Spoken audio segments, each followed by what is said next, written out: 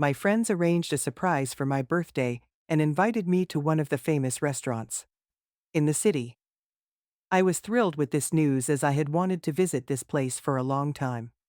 Excited, I called my husband to inform him about our plans for the evening. We agreed that he would pick me up at 6 so that we could head to the restaurant. As I started to get ready around 4, the clock struck 5 and I got a text from my husband. Unfortunately, he couldn't drive me that day as he was busy at work. But he had a gift for me. Dejected, I was no longer in the mood for a date. Soon, my friend called me and after hearing about what had happened, she tried to cheer me up, which seemed to work. After I finished packing, I hailed a cab and headed out to celebrate my birthday. The evening was great. We were having fun and socializing. Suddenly, a waiter came up to us with a bottle of wine from a neighboring table. We were pleasantly surprised and graciously accepted the gesture. At the neighboring table sat a group of not very young, seemingly successful men. Among them, I liked a tall, blond man with blue eyes. The evening continued, filled with lively conversations and laughter. Suddenly, a waiter came to our table with a small cake with a note from a gentleman I knew. The note expressed admiration for my appearance and birthday greetings, as it was clear from our previous conversations that this was the day I was celebrating. It was a delightful gesture. Eager to refresh my makeup, I bowed out and headed for the restroom. As I exited, I noticed a gentleman from a nearby table standing nearby. He approached me and expressed a desire to get to know me better. We exchanged contact information and struck up a pleasant conversation. As the evening drew to a close, my friends were picked up by their husbands. Realizing it was time to leave, I tried calling my husband, but he didn't answer. I sent him a text message but got no response. Michael, a gentleman I had met earlier, kindly offered me a ride. Thinking him to be a decent man, I accepted his offer. We got into his car and began a long conversation as we drove. We discovered that we had a lot in common. Michael suggested that we visit a nice place to enjoy a vacation. I agreed, realizing that I didn't feel truly welcome at home. We drove to the outskirts of town, not too far away. There we could admire the stunning sunrise. It was a wonderful idea on a warm early summer morning. Getting out of the car, Michael gently slipped his jacket over my shoulders.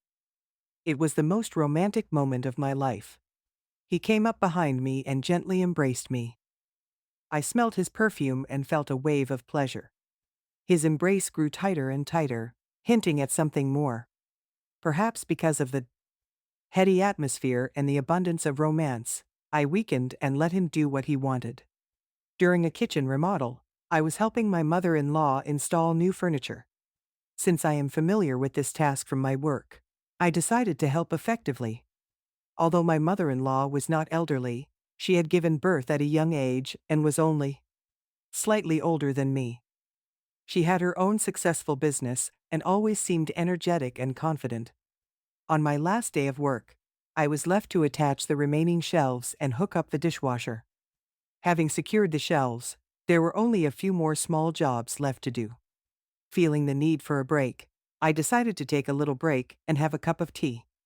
While we were sitting and talking, my mother-in-law surprised me by offering me to try the rum she had received as a gift. It had been brought by a friend of hers who had recently returned from Cuba. I thought, why not take advantage of this opportunity?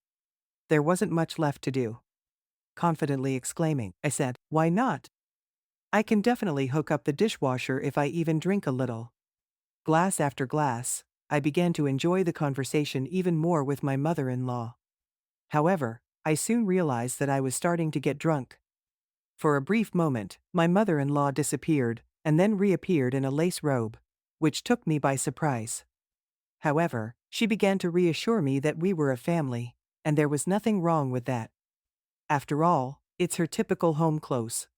So I thought, if it's more comfortable for her, why not? Suddenly, my mother-in-law walks over to the sink and leans over, claiming that she watched a tutorial on how to properly connect the plumbing. She then offers to demonstrate and teach me the proper technique. Well, I thought to myself, this could be fun. I had never witnessed anything like this before. My mother-in-law tells me to turn on the water, and as soon as I do, the water starts splashing in all directions. She ended up getting soaked and started screaming, and I still didn't know what to do. For a moment, I even had the thought that I might be interested in her for something. Hastily turning off the water, we both soak. I retreat to the table to grab a towel and wipe my face, feeling a little confused.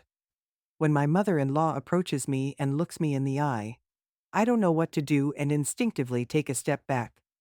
However, she moves toward me with force, giving me no opportunity to escape, and I find myself pressed against the table.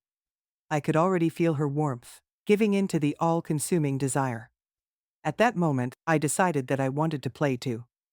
Confident, I took matters into my own hands, and we made it happen. What she did, my wife doesn't know how to do that. I have been in a relationship with my boyfriend for 2 years.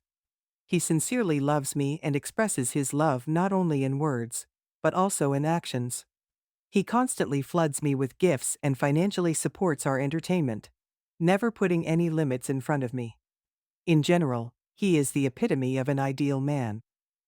However, periodically, there are rumors that he is cheating on me. Even though he denies these rumors, I choose to believe in his fidelity. When he asks who believes such gossip, I confidently reply that it is not me. Lately, our relationship has become strained because of these rumors, and I sometimes feel hesitant to trust him.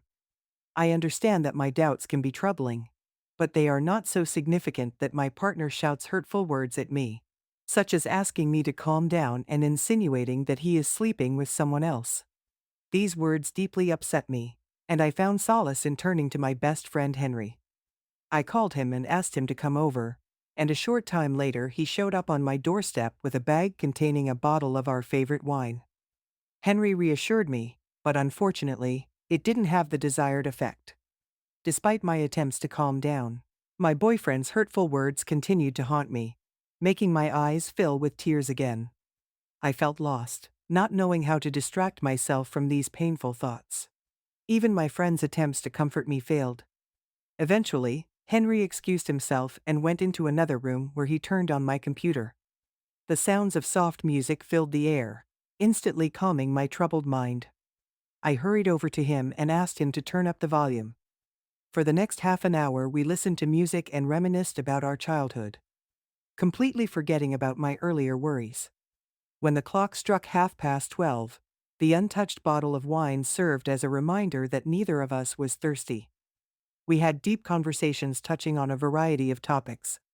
Suddenly, at 1 o'clock in the morning, my friend urgently called me to her place. Henry accompanied me, unaware of the events that would unfold that night. When we arrived, my friend was stunned by his presence, but allowed us to enter. Standing on the threshold, I inquired as to the reason for the late call. Amy insisted on talking to me alone without my friend present. We moved to another room where she confessed to me about her affair with my boyfriend. I remained calm and indifferent as I didn't care anymore. After her confession, Henry and I decided to spend the night there as I did not have the energy to go back home. Henry mentioned that he had brought alcohol with him, but I declined and the two of them indulged in drinking. I went back to the living room and just sat there, my mind swarming with thoughts. Finally, Henry came up to me and said that he would share my bed with me that night. I silently agreed and we made the bed and then went to bed. It was during this time that I got the idea to get back at my boyfriend, which eventually led to intimacy with my best friend. The next morning, I realized that our actions the previous night were due to emotional turmoil. I deeply regretted my actions. I had to make a last-ditch effort to get the coveted spot I was looking forward to at work. It was the perfect time to finish a work project, but the intense heat prevented me from doing so. I don't like hot weather. Besides, we needed to use the printer to print out important documents. But our printer broke just at the worst possible time. So my wife suggested we contact our neighbor Jennifer, who lived in apartment 38 since she had a new printer. She waved her fan confidently in making this suggestion. I have always admired my wife's self-confidence. standing in front of Jennifer's apartment. I pressed the doorbell. To my surprise, Jennifer, whom I hadn't met before, turned out to be quite a beautiful woman.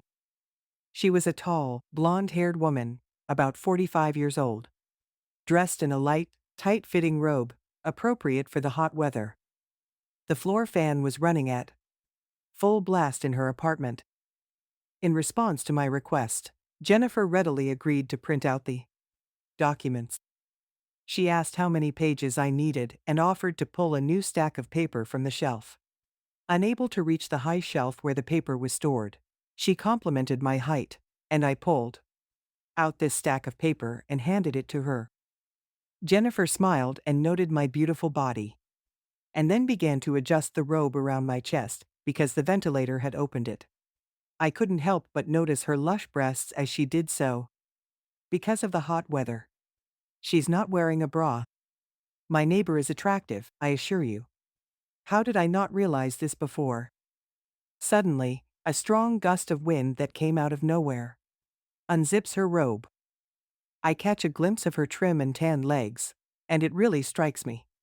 "Oh, James," she exhales, "please don't look," and quickly hides them. I walk over to Jennifer, hugging her tightly around the waist. She resists slightly at first, but her desire overcomes the inhibitions ingrained in her mind. She trembles in my arms, her heart pounding like a frightened rabbit as if it wants to burst out of her chest. Her eyes are dilated with fear. My hands instinctively explore her body. Soon we begin to do exactly what you imagine. It becomes a trio of sorts: me, Jennifer, and the fan. The heat and intriguing moments reveal many secrets. "Feel free to stop by, James, if you need anything else typed up," she says, saying goodbye with a smile. "I'll be sure to stop by," I assure her. "And I don't think I'll be fixing my printer. I'll be going to see that beautiful Aunt Jennifer."